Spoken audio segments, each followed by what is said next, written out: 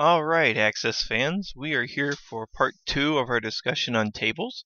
In our last video, we had some tables similar to this setup here, which we had a customers table and an orders table, and I had a couple fields set up.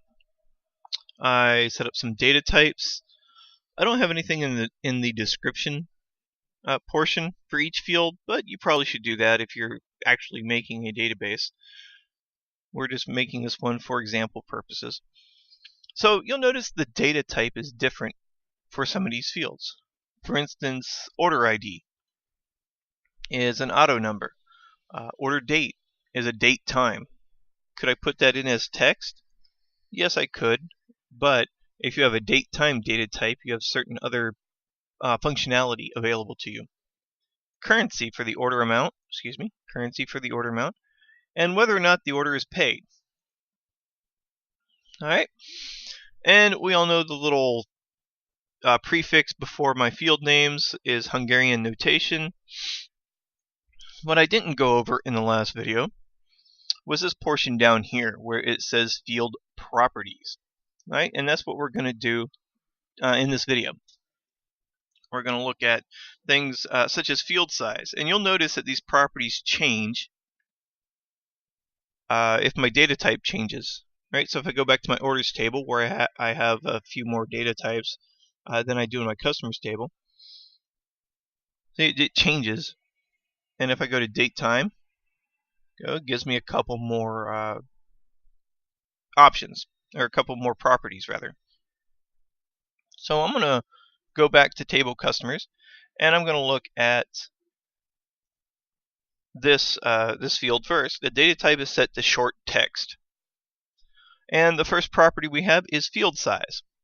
You'll notice it's set to 255.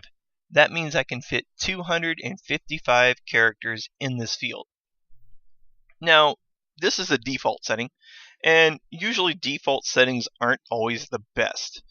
So I don't want 255 characters for a first name because I don't think anybody's first name is 255 characters. And if it is, boy, they got a hard time writing checks, don't they? So I'm going to reduce this to about, I'm going to say 25. Alright? And the reason I want to change this from the default is that now the values I put in this field will take up less memory and don't require as much to process. Formats, don't think there's really a whole lot we can do in a field text field here, but we can drop down the list. Yeah, see, there's nothing. This is formatted as text. Input mask, we'll get to that in a minute. Here we go, caption, right here. Now, if I save this, let me show you what caption does. If I save this and I go to datasheet view in the upper left hand corner, you'll see that my field names pick up the field names from my design view, right? So I have txt customer first name. Let me expand some of this out for you. There you go. Well, that's not really a user intuitive name, is it? So what we're going to do is we are going to use the caption property, right? And with the caption property, we are going to say, actually I don't have to put customer in there, I'll just put first name. I guess I could put customer first name if I wanted to. And now watch what happens. Go, saves it, and boom, first name is displayed as my column.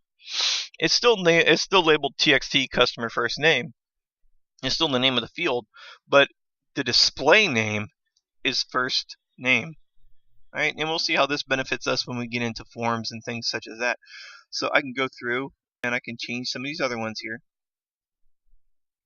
And I'm going to say last name here. All you got to do is go down to the caption field. Make sure you're in the caption field. Make sure you didn't go up by one property to either input mask or default value, because it will throw an error. And then you're sitting there scratching your head why there's an error and you just changed the caption field. I'm going to say address.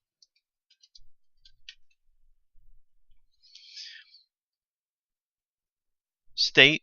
Oh wait, I can change the field size of these too. Nobody's last name is 255 characters.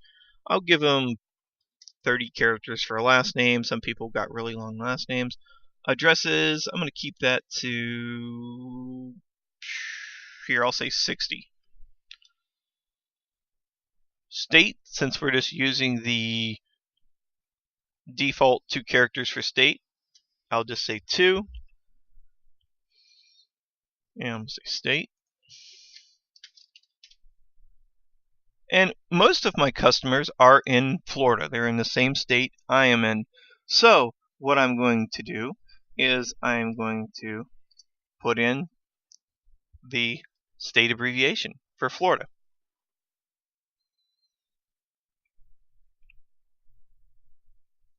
Go. Customer zip code.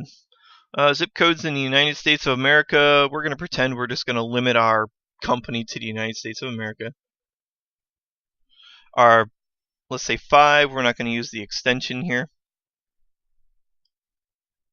And I'm going to go to caption. Here we go. Zip code. And I'm going to explore the input mask property. Okay, the input mask property, if I click the little ellipse here on the button, all the way over here. Yep. Yeah, we got to save our table first. Yes, we'll do that. There we go. And it brings us to this little helpful wizard. So we're going to say it's going to be a zip code. Go. Click next. Go. We're not going to do the zip code extension. So we're just going to take that out. There we go. What placeholder character do you want the field to display? It's going to display an underscore for them. So if I put in my zip code of me home, there we go, 34420. There we go. That's pretty neat. So it's going to try it. Or you can try it before you actually do it, rather. Click next. Here we go. And I don't want to store any symbols in the data, so I'm just going to click next. And then I'm going to click finish. There we go. And it puts all the code in there for me. See how it put the 5 zeros and then 2 semicolons? Probably because if I would have selected one of the other options, there would have been a value between those semicolons. And an underscore character is going to be the placeholder. We're not going to do a default value. We're not going to do this. We're not going to do that.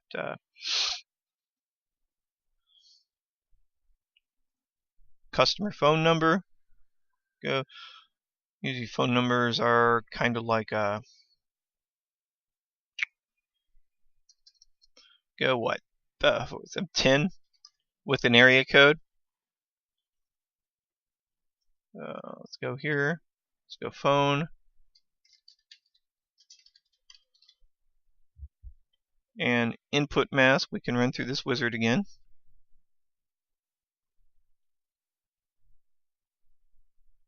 Come on, there we go. I think the batteries in my mouse are getting a little weak here. Phone number, first one here. So we're going to try this. You can actually try it down at the bottom even before you click next. There we go. And we'll put in 1, 2, 3, 4, 5, 6, 7, 8, 9, 0. Alright, awesome. No, that is not my phone number. Do not try to call that. I don't even know what will happen. So we're just going to click next again. What does that do? Oh yeah, the exclamation point. There we go. And without the symbols, we don't want to store the data like that. We just want to display the data like that. And we're going to click finish. Alright, pretty cool stuff. Right, and it puts all the code in there for you, so to speak, because nobody wants to type all that in. We're just going to use the wizard to do it for us. There are custom input masks you can make, don't get me wrong. That's a little advanced for us right now. I'm going to save my table, and then let's go to datasheet view, and let's look at it. We can see that, hey, state's already filled out for us. I'm going to put in first name, Adam, last name, VZ, address 123 Main Street, Florida 34420. Phone number 352-465-7890. There we go. Awesome. So it put in the parentheses and the dash and everything for me because of that input mask. That is totally cool. I'm going to go to my orders table. All right. And we had an auto number field in our customers table as well, but we really didn't look at the properties for it. We're going to do that now. Field size is long integer, which means you get from like negative 2 billion to like positive 2 billion something. I forget what the exact name range is, or excuse me, exact number range is. New values, when I put a new value in there, it's going to automatically increment it, which means it's going to find the largest value and it's going to increment that by 1. Indexed. Yes, it's indexed and there are no duplicates because it's a primary key. Remember from our previous discussion that a primary key is what's unique about that record. Okay, so obviously you can't have duplicates. That would be like having a duplicate license plate number or a duplicate social security number. You can't. It just won't happen. All right. So I'm put in here. I'm gonna put an order ID. There we go. Now date and time.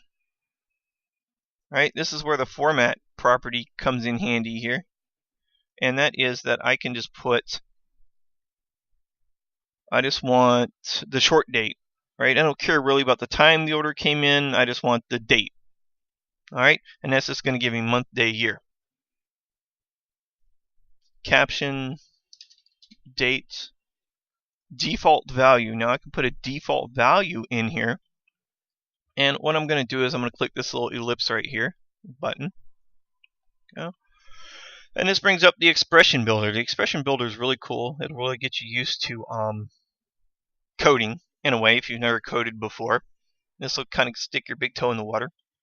I'm going to click to expand that. Built-in functions. The categories is going to be date and time. And then what I'm going to do is I'm going to scroll in this right-hand column here, and I'm going to find the word now. And I'm going to double click it. And this is the now function. What this will do is this will make the default value whatever the date is today. I can change it, but it's going to pre-fill it in for me. Alright. Is it required? Yes, I want the date to be in there. So this is going to be required. And you can do this with any other field too. Indexed. Yeah, sure, we'll index by this field. Indexes are a little bit above what we're doing now, and yes, duplicates are okay. If I say no duplicates, that means I can just take one order a day, and what good is that, right? So I'm going to save this up here. Go. Currency. Format is currency, decimal places is auto, input mask, that's fine. I'm just going to put order amount.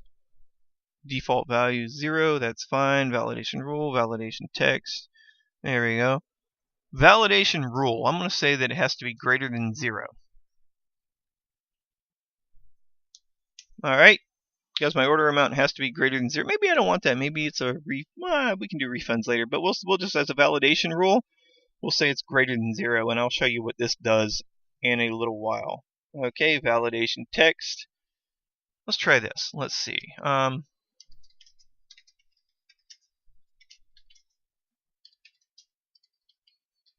Greater than. Will this give us an error? Let's find out. Okay, required. Yeah, the amount of the order kind of helps. There we go. And I'm going to save that. Go. I'm not going to index that field. That's generally not a good way to index because orders can be all kinds of separate amounts. Orders paid. Now that's indexed. That's cool. Caption. Order paid. Default value is no, it has not been paid. That type of thing. Okay, so let's save this. Go. And I'm going to go back to my data sheet view. And look at here, it filled out the date for me. The order amount. What if I try to put in -$2 or something like that here? Ah, the amount must be greater than 0. That's pretty cool. So that's a little bit of validation we can do, and it's not going to let me move on until I put in a value here. I'll take out the negative sign. And I'm just using the tab key to navigate through my fields here. And is the order paid? We'll say yes or no. Go. And we can even drop that down. Or excuse me, let's go back to design view. And format. I'm going to go back to the format property from my paid field here. And yes, no, that's fine. I want to look at something here. Alright, so that looks like that's it. Looks like it's going to work okay for us. We didn't go over the lookup column, or excuse me, the lookup field, or property. I'm sorry, it's kind of early in the morning. I want to drop this down. I am going to say I want it to be a combo box. And what this is going to do for me is, nope, not a combo box. We'll just keep it as a checkbox for now. We'll go over what a combo box is later. I don't want to confuse anybody at this point. And I'm just going to save this. And my table customers is right here. Pretty neat stuff. All right. So we have a couple records in our database right now. We have a customer record and we have an order record. All right. And we looked at the properties of the fields in our table. Now, if you're doing this, you'll notice your order ID might be different than mine. That's just because it auto increments. I can't even delete this. You know, if I try to do it, if you look down in the lower left-hand corner, it says control can't be edited is bound to auto number field. You cannot edit auto number fields. Alright, so I hope this video has been informative for you. I can't wait till part 3 of tables. Again, tables are the foundation of your database. And if you have to watch the videos 2-3 times, watch them 2-3 times. Alright, see you in the next video. Thank you for watching.